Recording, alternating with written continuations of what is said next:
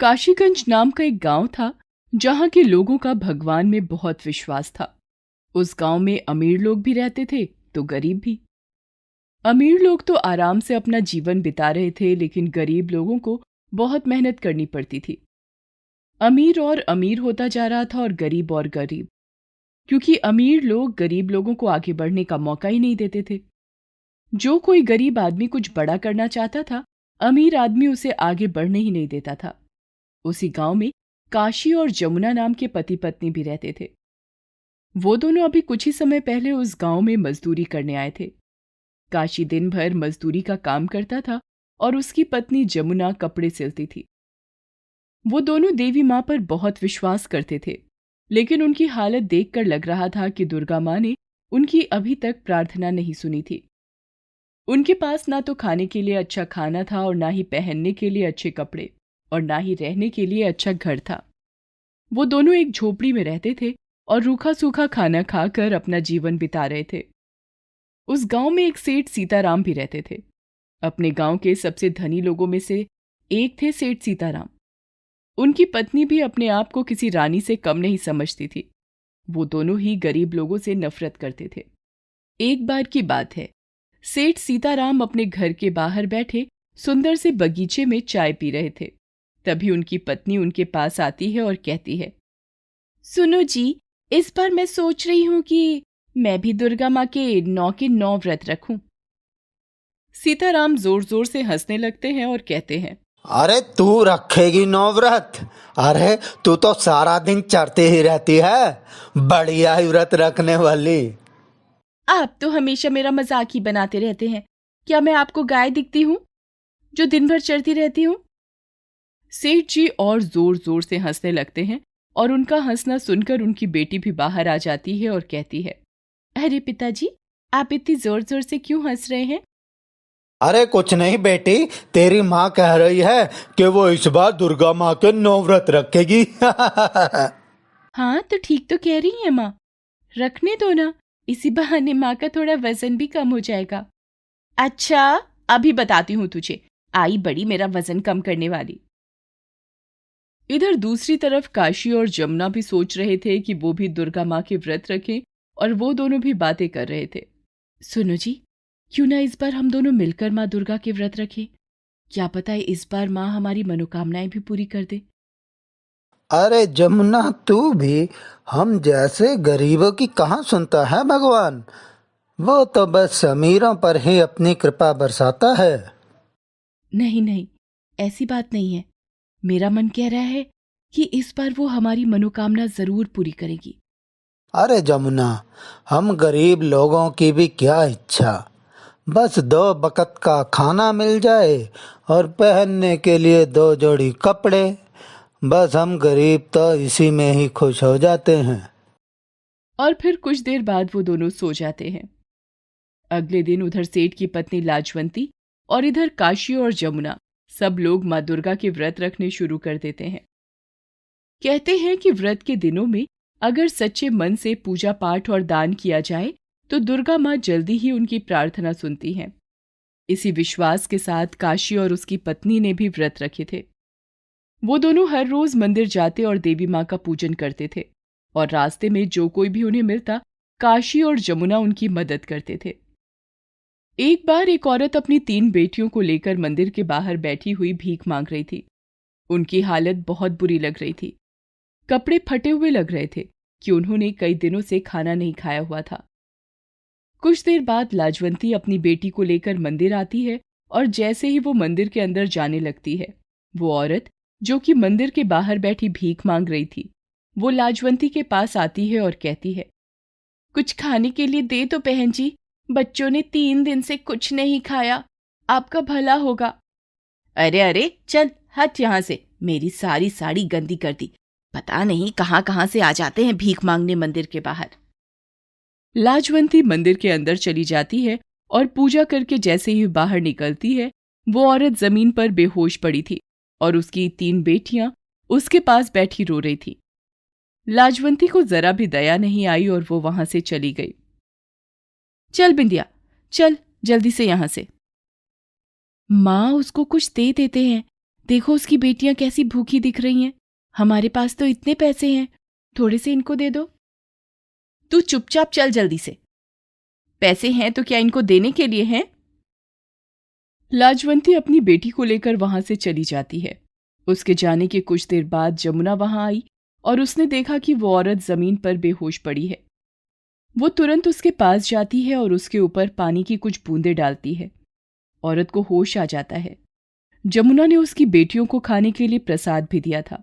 वो तीनों बड़े प्यार से खा रही थी।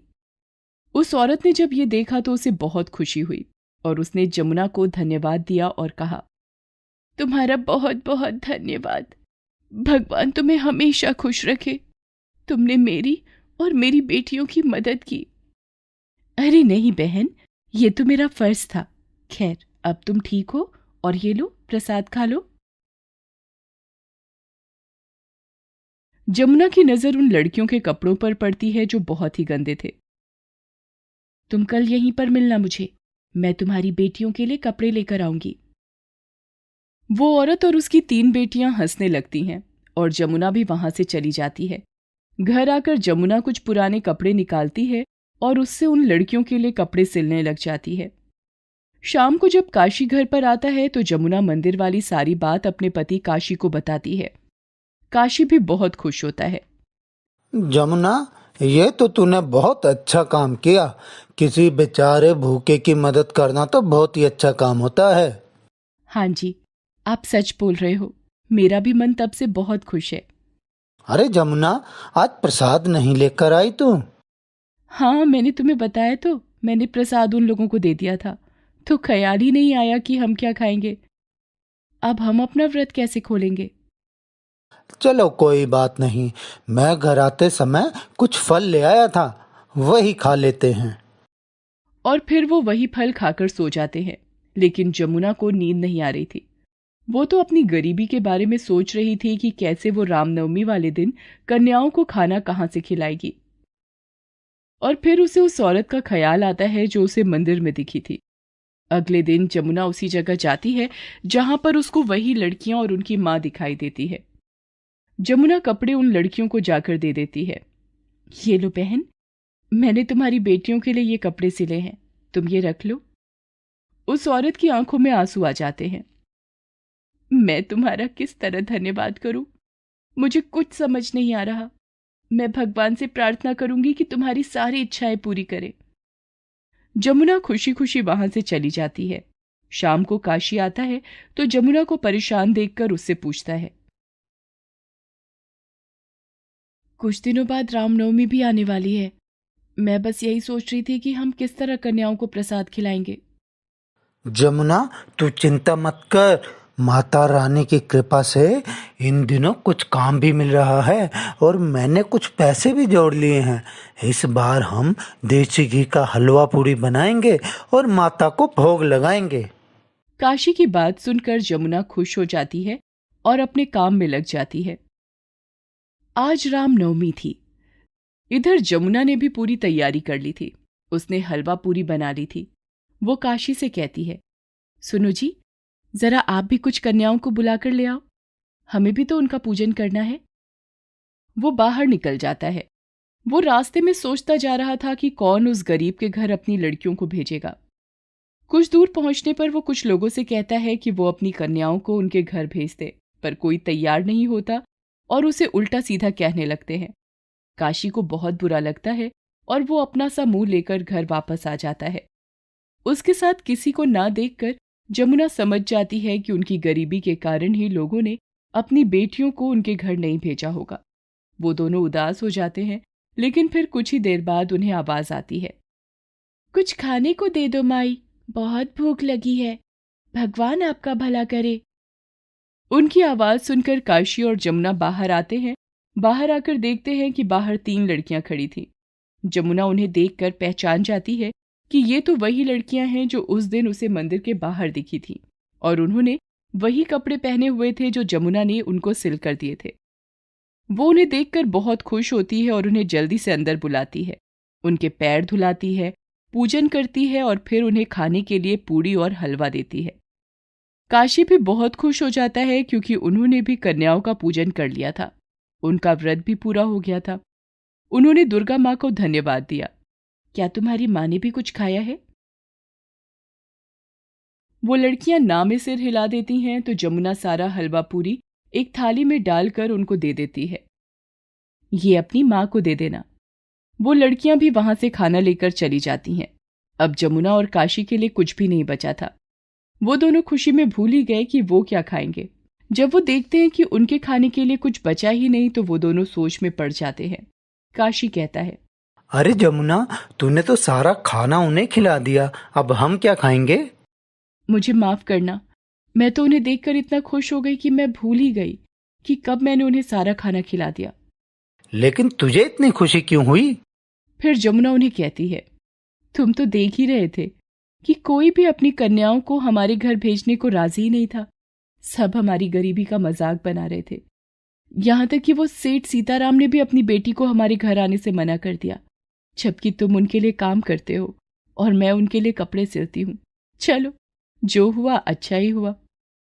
इस तरह उन्होंने रामनवमी भी मना ली थी। उसी दिन रात को जब वो सो रहे थे तो जमुना को सपने में माता रानी दर्शन देती है। जय हो माता रानी, आपके दर्शन करके मैं धन्य हो गई।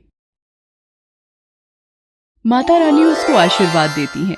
अगले दिन जमुना उठकर अपने पति को सारी बात बताती है। कुछ दिनों में ही जैसे उनका नसीब ही बदल गया। अब जमुना कपड़े सिलती थी जिसको काशी बाजार में जाकर बेच देता था। उन कपड़ों को लोग बहुत पसंद करने लगे और देखते ही देखते उन्होंने कुछ और जरूरतमंद लोगों को अपने साथ काम करने के लिए रख लिया और माता रानी के आशीर्वाद से वो तरक्की करने लगे। गरीब काशी अब काशी सेठ बन चुका था। वो दोनों अब भी नवरात्रि के व्रत रखते थे और गरीब और बेसहारा लोगों की मदद करते थे। मंदिर में वो दिल खोलकर दान भी देते थे। जय माता रानी, तेरी कृपा सदा इसी तरह हम पर बनी रहे। पंडित जी, इस मंदिर में कभी भी कोई भूखा खाली हाथ ना जाए। उसको भर पेट भोजन अवश्य मिलना चाहिए।